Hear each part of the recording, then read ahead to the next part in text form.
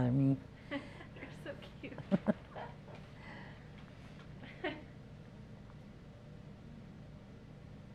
Yeah, Grandpa was sleeping most of the time. was he? Or else he's always, but I don't know, they said he didn't have pneumonia, but if he had to go to the bathroom, why, he'd just lose his, get his breath, and everything, so I don't know. I sometimes wonder what teachers, uh, doctors and that know, what they talk about. I said, I don't know. A lot of it's probably educated guesses. I think so too. You ready? All right. You can look at me, pretend the camera's not even there. I can look at you? Yeah. So what day is it today? Today is Saturday.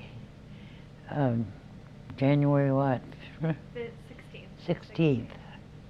2010. When were you born? February 7th, 1930. And where were you born? In East Peoria. And can you tell me a little bit about your parents? Well, not too much. They were divorced when I was 3, and I went to live with my great aunts. Oh, they never have been married. And they took me in, and my mom did housework in Peoria. And I used to get my morals from my great aunts, and they taught me how to cook. And the neighbors next door to their house had one of the nice fish pond. And so, of course, I was only 3 years old then at the time, and I used to have to wear those long socks with garters, or, to fasten them and that. So I meandered over by the fish pond, and I thought, oh, it looked like it had ice on it, and I thought I could, step on it. So I put my foot in, and down my foot went, and I got soaking wet on my socks.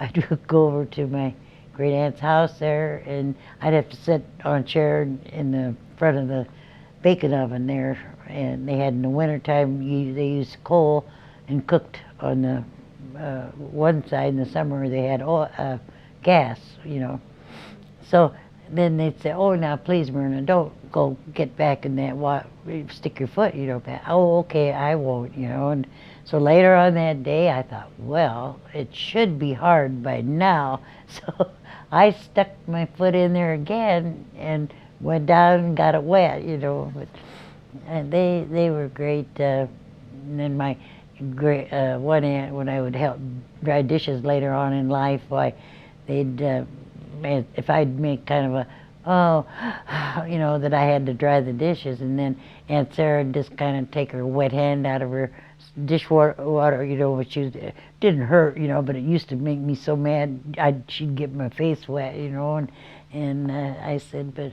they were really, because different one, or the court or whatever, said, well, when you're either 14 or 16, you can go live with your mom or your dad. And I said, I'm not going to go live with nobody. I said, I'm staying right here, which I did until I got married in October 7th of 1948, when I graduated in spring from high school, and we had our wedding was October 7th of 48. We was married 62 years in 1910, was it? I think. And so I've really had a full life. And then I had at the fireworks, my grandmother went with some fellow that was a friend of hers and went down to Pekin to my Aunt Lizzie's house, and she had a front porch screened in, and he had gotten some sparklers, So he had lit one of them, and I had twirled it, and it finally went out.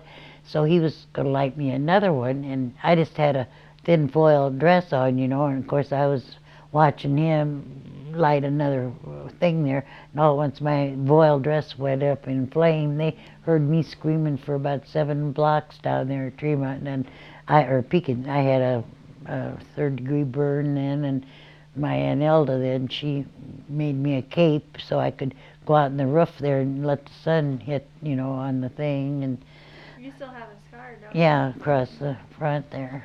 They always say, they are harmful or whatever, but they are if you just stand there and watch the other one. That wire was hot, and all at once by the flames. And how old were you when that happened Well, again? probably about 4 or 5, somewhere in there, I guess. But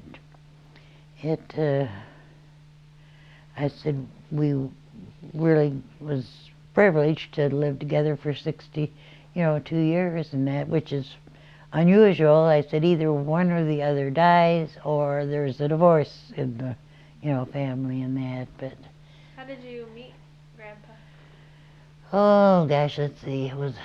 He went with a friend of his from Tremont there that worked at the pottery, Morton Pottery. And then at one time I worked at the Morton Pottery, and they had these triangle vases, and you had to paint flowers. And I never worked at a place where I just keep looking up, oh, only a few minutes going, and I was painting some more and that. And well, then he asked about going out, and then we went out on a date over at in East Perry there, that Fond du Lac Drive, or not, was it Fond du Lac? And we had a date that night, and then I don't know, from then on we started dating, and so Then he went off to war. well, When did let's that see, happen? he had that was before I think we was married. I mean, I didn't really know him when he was, and he had got wounded when he was in the service, and I mean, we were married then afterward, but he was wounded, and when the shrapnel they can't do nothing when it happens because it gathers soft tissue and travels all through their body. So I guess it must have been good 10 years or 15. We was married there and that, and he had left to go to work, and I went in to make the bed up, and oh, there was blood all over the place. Well, that shrapnel had made a corkscrew, was at a point there and went through the buttock there and that. Well, then Dr. Monroe said, you want to go to the VA, you don't have it taken care of and taken out. And he said no, because he said then I'd have to go a week ahead of time and be there a week after it was done. And he said I got to work during the summer months when there was work for a carpenter. So Monroe took it out then at the doctor's office, and I was supposed to pull that packing out the next day, and I kept pulling and pulling and pulling. I said, I thought I was never going to get done, but I said I said, I don't know. It was a good experience. I said we had our 50th anniversary, and I said we celebrated those then, but from then on, I said it just got so you didn't go anywhere anyway, and so. Where was your first home? Where did you guys live when you were first married? Well, when we was first married, we lived down the street here in an apartment upstairs. That's where Connie was born. At Chook's house there, where you can turn left and go around the thing and get back out on the thing there. We lived there. Well, then I got pregnant with Debbie while we was living there, I guess after Connie was born. Let's see, yeah. And then we just had a bedroom and a kitchen and a living room and bathroom is all we had up there. And so then we moved into a duplex, and Debbie was born in the duplex, and then Bill was born in the duplex too. Then we didn't have room enough there. We only had 2 bedrooms. We had Bill in our bedroom and Connie and Debbie in the other bedroom, and so then we moved over on the corner of 4th and Monroe, and it was an older home and that, and so then that's where my wedding, I just had a beautiful shade of blue dress, for the wedding, and the end closet didn't have a door on it. It had a curtain. So then it used to get kind of got mildewed in that corner then.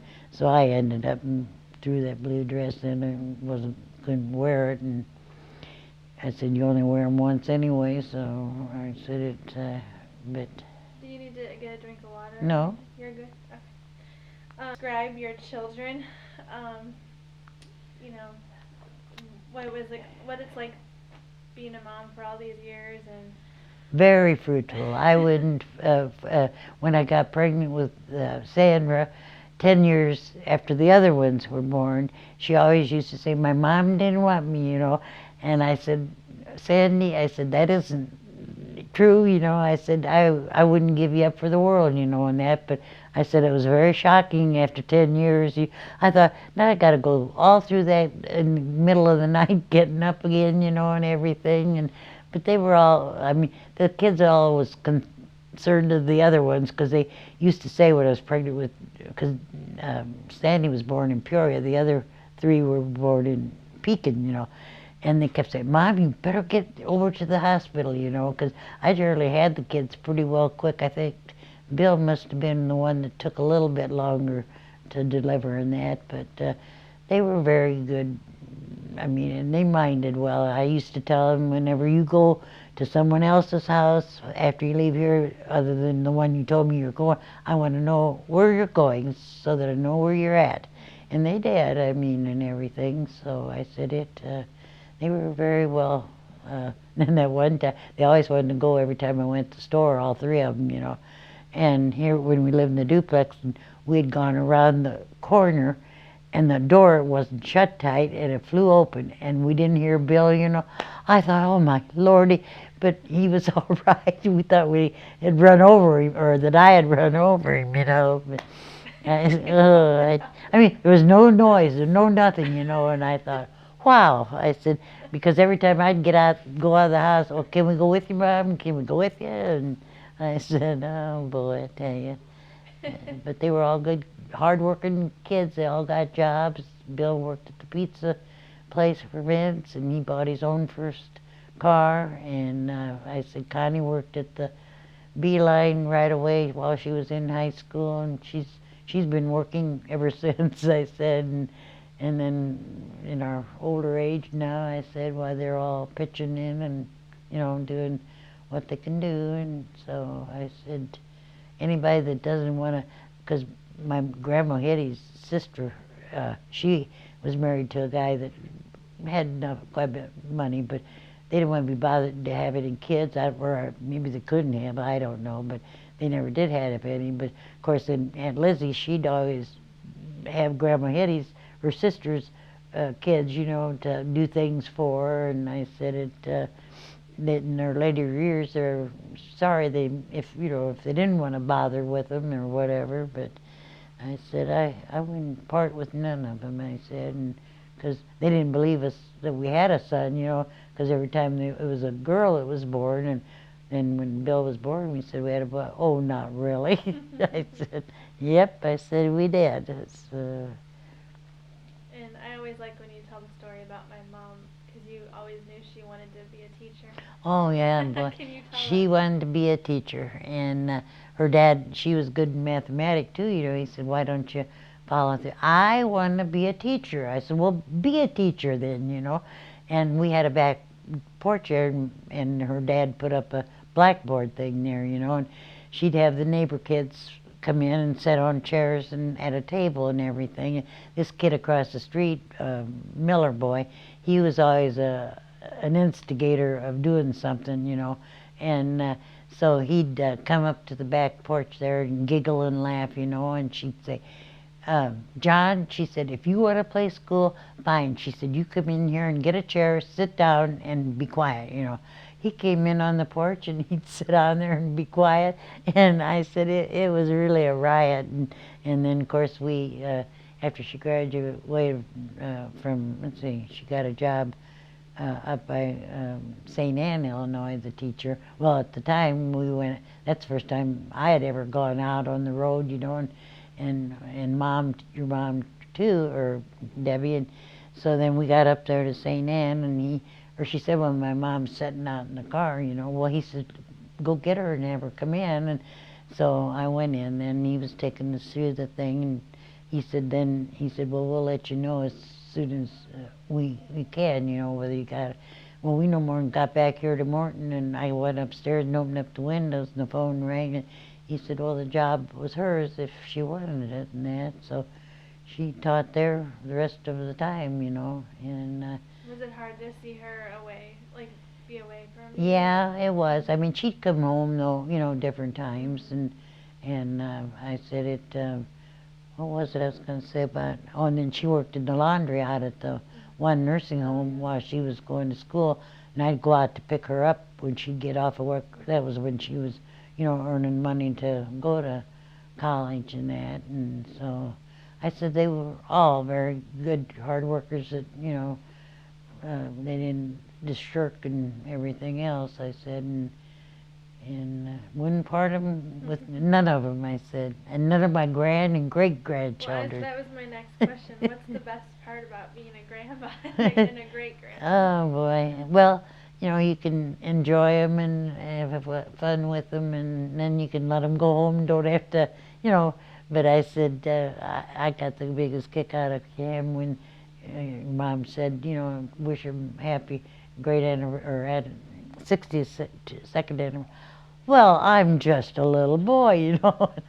I said he's got the wisest remarks. I said and everything, and I said he's so advanced for his age, you know, too. I mean everything, and it's I adore each one of them. I said, and try to help them when they need something or whatever. I said, this day and age, you can't hardly afford to make ends. You know, I said that's what gets me. That I don't care for that Quinn anyway. That's governor.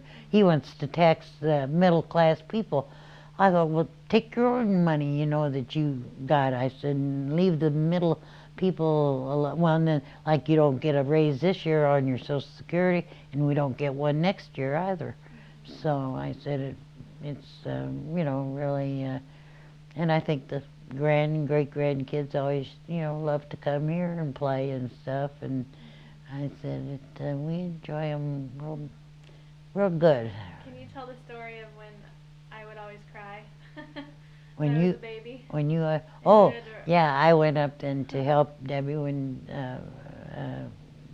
Nikki was born, you know, and I, in the bedroom there, I thought I had her asleep, and so then, of course, I tiptoed out real slow and go in the back in that bedroom. That no more than get laid in bed, and she'd whine. So I got up and picked her up and put her in my arms, and I sat in the rocking chair. And that's where we sat the rest of the time there. And that I just wanted grandma. yeah, you just want grandma to hold you. I said it's you can't express. I said the people that don't have children. I mean, and you know they act like they don't really want them, but well, some people don't want their children. I mean, like nowadays, I said it's just really ridiculous how they, you know, don't really watch their kids either. I mean, there was that family that 4-year-old kid was shot and he died over at OSF there, and I said, you know, now why they didn't have those gun things put away? I mean, they were playing or whatever, and I said, I don't know. It's the world's getting worse and worse every day. I think. I said it's really. Yeah. Well, I just have a few more. When did you accept Jesus Christ in your heart? Oh gosh, that's been probably 25 years ago or 30. My girlfriend and some of them at church there. We, you know, had to go up in front of the thing and recite a scripture thing and everything, and so it's been that. Is he coming up? No. But that's why I said with this heart business of mine, I said I've had a hip replaced, and stent in my right kidney, And I said, I don't really want to go. And it's no guarantee thing, really, anyway. It might help to have that blood pass. But I said, you know, if I'd say I was in my 60s, maybe it'd be a consideration. And I said, you know, I've lived a good, full life. I said, I'm ready to go upstairs. I think it's a much better place up there than it is on the earth here and that. But and I think we're getting closer and closer to it. I said, really. But I said that we just have to wait.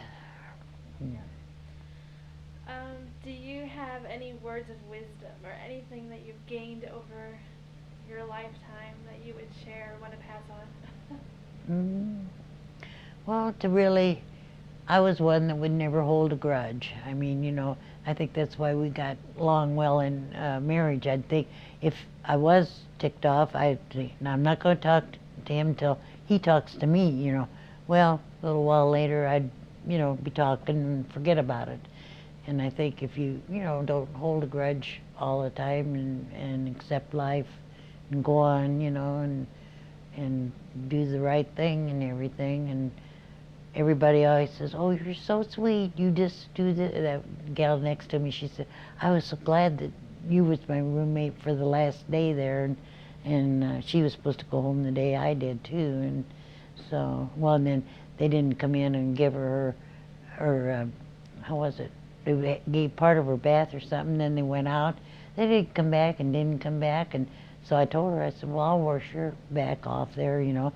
But then I didn't even get a bath that day I left the hospital. I mean, I waited and waited and waited, and they brought the food and stuff, and I just went ahead and got dressed and forgot about it. I said, I wasn't that dirty anyway, so I said, it's really, but I said, no one can realize the feeling when you're dipped in. I mean, Pastor Nussbaum, you know, he took a hold and put you in the trough thing there and then up and out, you know, for baptism, yeah.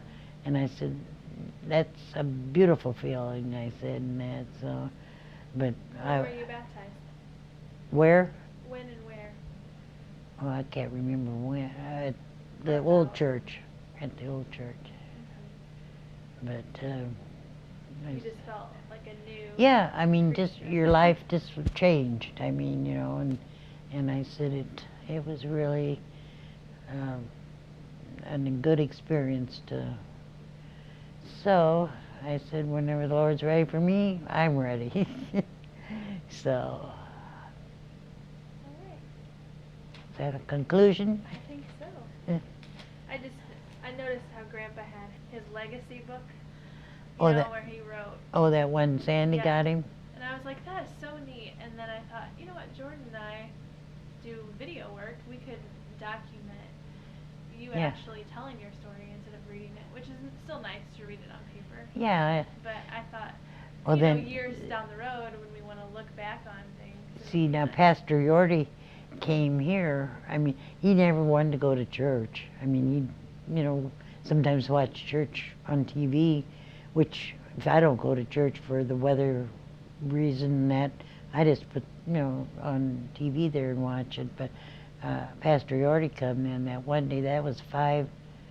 I think it was 5. I'd written it in the middle of my Bible thing there, and we held hands for him and Bud and me and him, and so he accepted the Lord then too, which I was really thankful for, you know, and that. But it, I mean, he always says, well, some of them people that go to church, he said, aren't very good people. I mean, which is true.